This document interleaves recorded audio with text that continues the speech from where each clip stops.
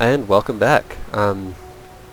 So, a few things I still have left to go over. On our army screen, we've got this really powerful unit in our capital.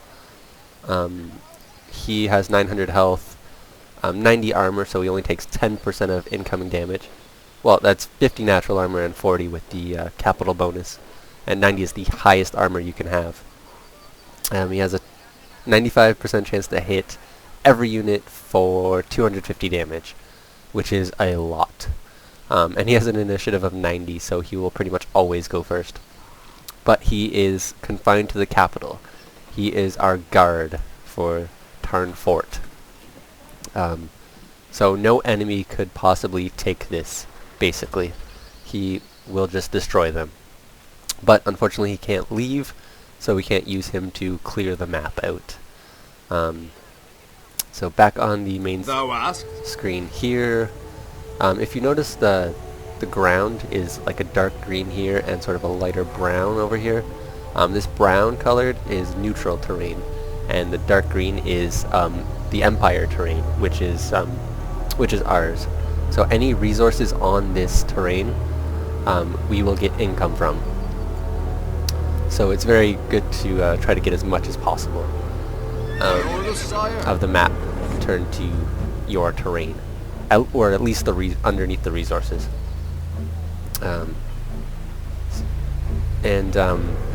You can also see your resources up here. If you click this, you'll go back to the briefing. If you want to see that again, you got your quest log, which will allow you to see any messages you've got and when you got them, actually. You've also got your options, banners, which will show you the banners of every unit, showing you what side they're on. Basically, these are goblins, these are, I think, neutral, and this is Empire. It's not really all that useful, so we'll just turn that off. This will toggle between your map and your resources. This will show your income for next turn, which is good if you want to try to plan something out and you aren't sure how much you're going to have coming in. Transformed land. It'll show the land that you've transformed and that the enemy has transformed. You can cast spells from here if you know any. You can go back to your capital. You can go to the diplomacy screen, which will show your relations with all the races on the map. At the moment, we've only got us and the Legions of the Damned, who is Yggdrasil this time. We're at war with them.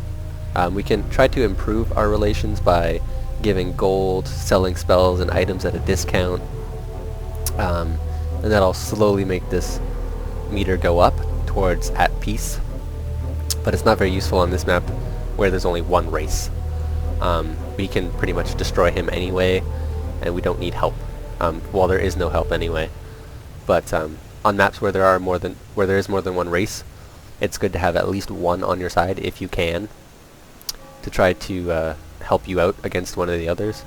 And then you can break the alliance at any time if you want to eventually attack the race you're allied with.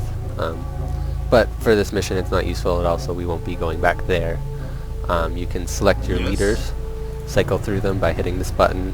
You can set them to guard, which will set them so that you won't be able to select them in the next cycle of hitting this button, which is good if you want to put someone somewhere to guard something and just like sort of forget about them. It's good to have that. You can exchange items between parties. You can use a staff or scroll if you have one. You can continue move, so if you have a move already set up from a previous turn, you can just hit this button and it'll continue on. You can plant rods if your leader is a rod planter, which this one is not. The only leader capable of planting rods is the Archangel. And rods transform the land underneath it to your terrain type. So if you plant one right next to a resource, that resource will be controlled by you, which is very useful. Yes. So, and I think that's everything, so we'll just go ahead and attack something. How about these thugs? Attack! Now battle, your party is set up in the way you had set them up on the grid earlier, which you can see by moving your mouse all the way to the edge of the screen here. Your units cannot move during battle. You have to rearrange them outside of battle. But and your units can only hit certain other units on the enemy field.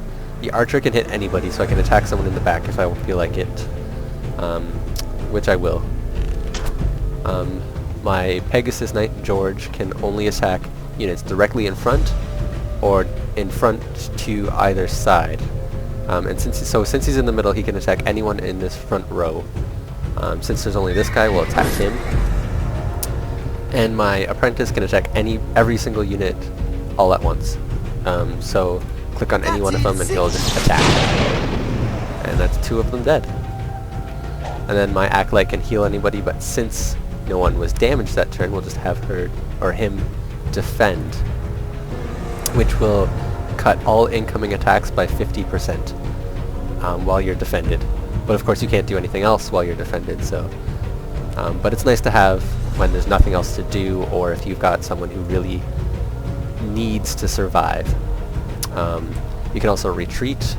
You can wait, which will push your turn to the end of the battle, or the end of the turn rather. Everyone else will go before, and then it'll cycle through the units that waited again. Or you can also instant resolve the battle, which will automatically resolve the battle for you, just like this. It'll just go automatically to this screen where you get your experience. It'll show any damage that you gathered, and all the enemy units or your units might be dead. I prefer to battle on my own because, you know, sometimes the computer might not be as intelligent. Ooh, we just got a tree bark potion, which will, if we use it on a unit, that unit will receive 30% less damage from attacks for 1 day. It's useful if you're going into a really tough battle and you really need to survive. And we might be using that later on George. But for now, it'll just sit in our inventory. And now we will end the turn and see what happened.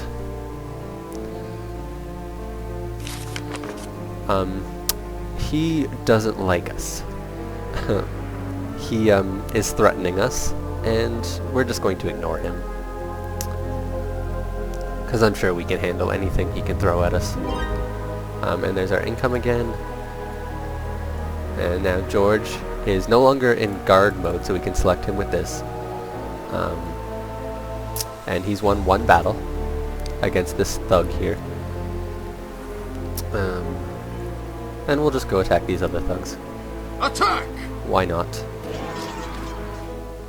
Oh, and now we're finally taking some damage. Okay, we'll attack this thief, or thug rather, with the archer, this one with the Pegasus Knight, and the other 2. That's it, 6. Okay, and do some healing. Now unfortunately these thugs have a really high initiative, it's 65, so they're going before pretty much all of my units. I think, yeah, the archer is the only one who might have a chance, because I think it's listed as 60, but I think it's actually a number somewhere between 60 and 65. The same way damage is listed as 25, but it can go up to 30. Just so there's a little bit of randomization in there. But it's very unlikely that he'll go before any of these thugs. But it's okay, we can just kill them. Do a little bit of healing. And we've got no move units again. But for the moment we'll actually build a building. Since our archer only needs 70 experience to the next level, we'll just build this first, which will allow him to upgrade to a marksman when he gathers 70 experience. And a marksman is going to be doing 40 damage per attack instead of 20 or 25, which is, yeah, the archer does 25, so he'll be doing 40 instead, and I think his hit percentage also goes up. Yeah, by 5%, and his HP obviously increases. So we'll build that for now, just so we won't have to worry about it later. And there it is. That's our archery range. Okay, By and command. we'll end the turn. Oh, and notice the health. I've got 109 health right now.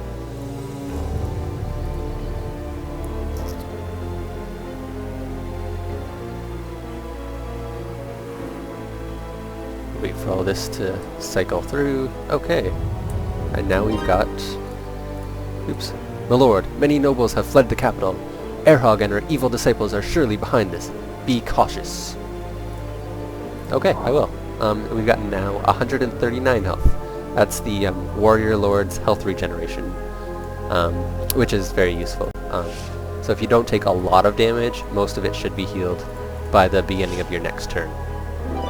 And we get a Potion of Speed, which increases initiative of 1 unit for a day, which is also good for those tougher battles, if you really need to go first and do a lot of damage. Okay, and we're out of movement points again.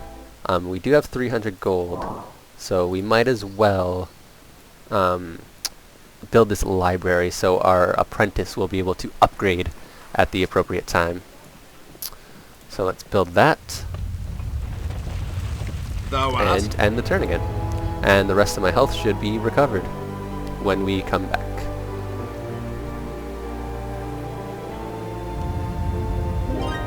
Okay, and our income and fully healed. Alright, let's attack some goblins. I don't like goblins. Oh, let's kill this archer. He's dangerous. We can attack our people in the back who are not very well defended. Their health is very low and they have no armor. Of course, our Pegasus Knight has no armor either, but he does have a lot more hit points. So we should be able to get through this without taking any damage, actually. So we can heal the Acolyte and then kill the Goblin in a couple of hits. And then our Acolyte does get another turn after that to heal the Pegasus Knight. And we get another 4 experience. We're sitting at 16 now. So we'll be leveling up quite slowly for now, but let's just end the turn.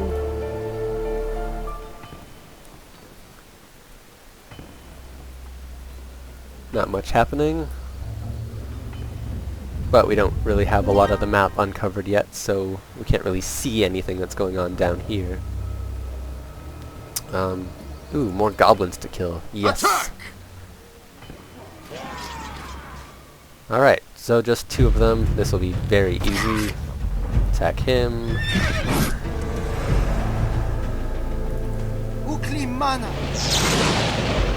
Yeah, in situations like this where there are a limited number of units, the apprentice isn't as useful. But when you have like 6 units over here, yeah, the apprentice can do a lot of damage. But at the moment, the archer and George are doing a very good job. And we gained 2 experience, so not very much. Yeah, we'll be leveling quite slowly. But we'll build another building. We can either build a monastery or a church.